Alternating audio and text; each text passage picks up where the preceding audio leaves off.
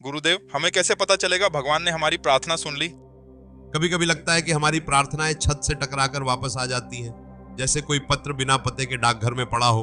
पर प्रार्थना का जवाब कभी हाँ या नहीं में नहीं आता। वो तो उस मौन में आता है जो हमारे और ईश्वर के बीच की खाली जगह को भर देता है। सवाल यही है, उस मौन को कैसे समझें, कैसे पहचानें कि भगवान ने सुन लिया। सोचिए, जब आप किसी से प्यार करते हैं तो उसकी चुप्पी भी बोलती है। एक नजर, एक हाव भाव या सांसों का बदलता स्वर, ये सब संवाद होते हैं। ठीक वैसे ही ईश्वर का जवाब हमारे आसपास बिखरे संकेतों में छुपा होता है। शायद एक अचानक आया फूल, एक अनजाना संदेश, या वो एहसास जब आपकी बेचैनी अचानक शांत हो जाती है। पर हम इन्हें नजरअंदाज कर देते हैं क्योंकि हमें धुआं धुआं चमत्कार चाहिए। एक कहानी याद आती है। एक संत से एक व्यक्ति ने पूछा, भगवान मेरी प्रार्थना क्यों नहीं सुनते? संत ने उसे नदी किनारे ले जाकर पानी में हाथ डुबोने को कहा। व्यक्ति ने किया। संत बोले, जब तुम्हारा हाथ पानी में है तो निशान बनता है, हाथ निकालो, क्या निशान रहता है? व्यक्ति ने कहा, नहीं। संत मुस्कुराए, जब तुम प्रार्थना करते हो तो भगवान के हृदय पर निशान पड़ता है, चाहे तुम्हें दिखे या ना दिखे। पर हम तो चाहते हैं कि भगवान हमारी टू डू लिस्ट पूरी करे, हमारी समय सीमा में काम हो, मगर ईश्वर का कैलेंडर अलग है। कभी वो हमारी मांग से बेहतर चीज देता है, बस उसे पहचानने की दृष्टि चाहिए। जैसे एक बच्चा चॉकलेट मांगता है और मां उसे फल देती है। बच्चा रोता है पर मां जानती है कि क्या अच्छा है। अब सवाल उठता है, क्या प्रार्थना का उत्तर मिलने के लक्षण होते हैं? हाँ, पर वो हमारी अपेक्षाओं से अलग होते हैं। जैसे अंदर की शांति, प्रार्थना के बाद अगर आपके मन का तूफान थम जाए तो समझ लीजिए भगवान ने आपकी पुकार सुनी। अप्रत्याशित मार्ग, जिस रास्ते का आपने सपना भी न देखा हो वहां दरवाजा खुलना, ये ईश्वर की व्यवस्था है। सहज स्वीकार्यता, जब नहीं मिले तो भी मन में कड़वाहट न हो, ये विश्वास का सबूत है। पर क्या हो अगर लगे कि प्रार्थना अनसुनी रह गई? यहाँ गीता का सबक याद आता है, कर्मण्येवाधिकारस्ते मां फलेषु कदाचन। फल की चिंता छोड़कर प्रार्थना को कर्म बना दें। जैसे एक किसान बीज बोता है, पानी देता है, फसल ईश्वर पर छोड़ देता है। और कभी कभी प्रार्थना का जवाब प्रतीक्षा होता है। जैसे सूरज निकलने से पहले अंधेरा गहराता है। एक महिला ने बताया था, वो 10 साल तक मां बनने की प्रार्थना करती रही। एक दिन उसने अनाथाश्रम में एक बच्ची को गोद लिया। आज वो कहती है, भगवान ने मुझे वो दिया जो मेरी प्रार्थना से भी बड़ा था। तो कैसे पता चलेगा कि प्रार्थना सुन ली गई?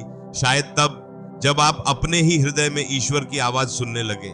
जैसे समुद्र किनारे खड़े होकर आप लहरों का शोर सुनते हैं पर गहराई में शांति है। प्रार्थना का उत्तर भी वैसा ही है, बाहर कोलाहल, भीतर विश्वास। एक बात याद रखिए, ईश्वर डिलीवरी ऐप नहीं है जो ऑर्डर की पुष्टि भेजे।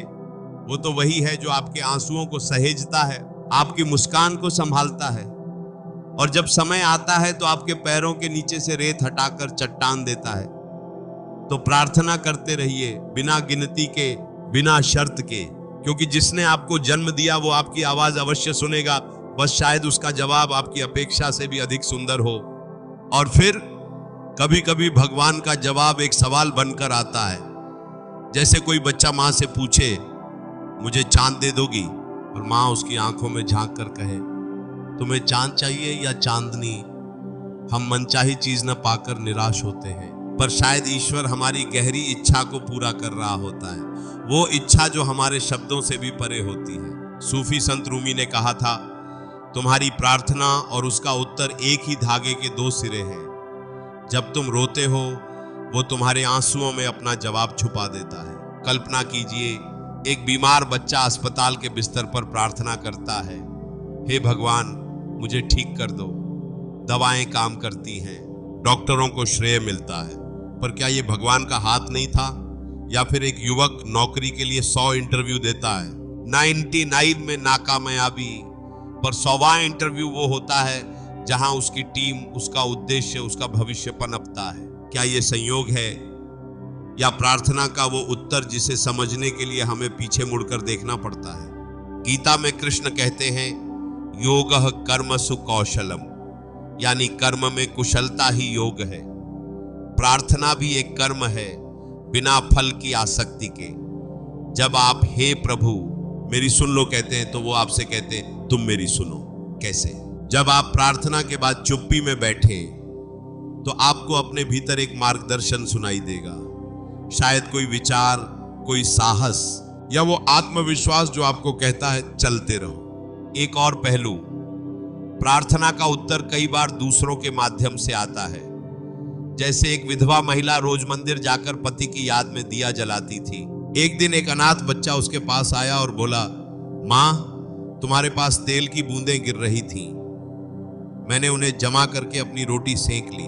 उस पल उसे एहसास हुआ उसका दिया किसी और की भूख मिटा रहा था। क्या ये उसकी प्रार्थना का जवाब नहीं था?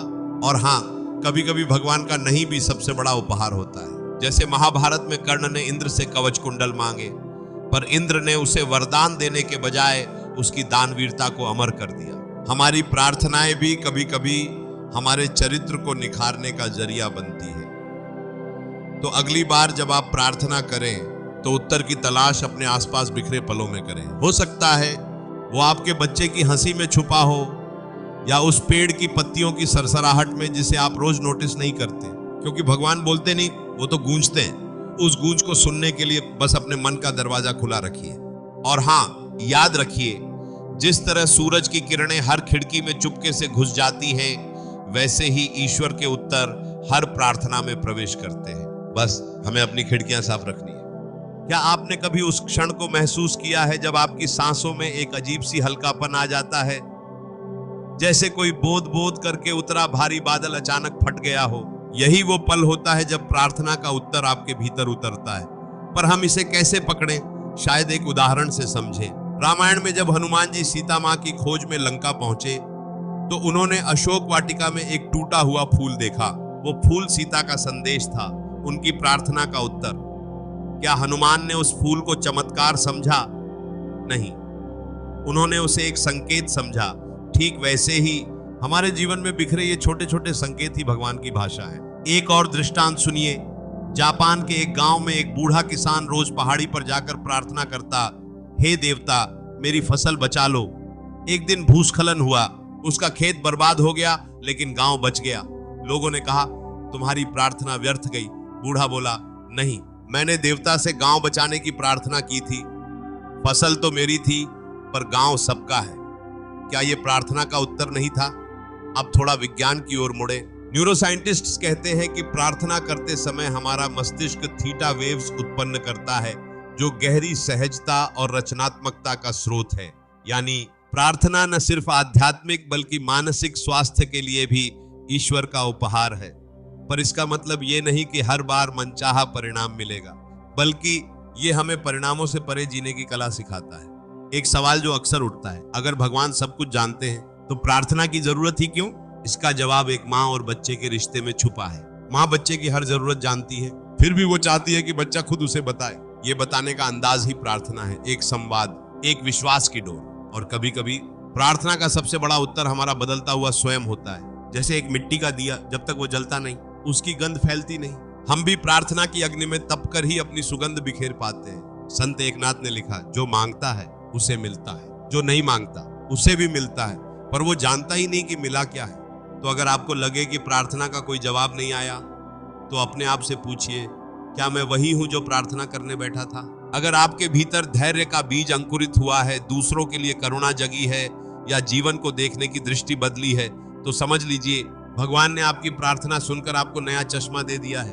और हाँ, एक बात और, प्रार्थना का उत्तर कभी कभी दूसरों की जुबान से मिलता है। जैसे एक युवती ने मुझे बताया, वो अपने पिता की बीमारी में रोज मंदिर जाती थी।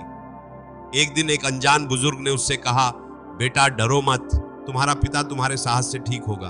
वो बुजुर्ग कौन थे? शायद ईश्वर का भेजा हुआ कोई संदेशवाहक। तो प्रार्थना का उत्तर पाने के लिए बस इतना करें, जीवन को एक पत्र की तरह देखें। हर पल, हर घटना उस पत्र का एक शब्द है, और जब आप उन शब्दों को जोड़कर पढ़ेंगे तो पाएंगे ईश्वर का जवाब पहले ही आपके हाथों में है। बस उसे पढ़ने का साहस चाहिए। अंत में ये बोलूंगा, सच तो यह है कि प्रार्थना और उसका उत्तर दोनों एक ही सिक्के के पहलू हैं। जैसे दिए की लौ और उसकी रोशनी अलग नहीं होती, तो प्रार्थना करते रहिए और उत्तर की प्रतीक्षा नहीं, बल्कि उसे जीने की कोशिश करिए, क्योंकि जिसने ये सृष्टि बनाई वो आपकी हर धड़कन सुनता है। बस कभी कभी वो जवाब देने के बजाय आपको अपने ही हृदय की आवाज सुनना सिखाता है।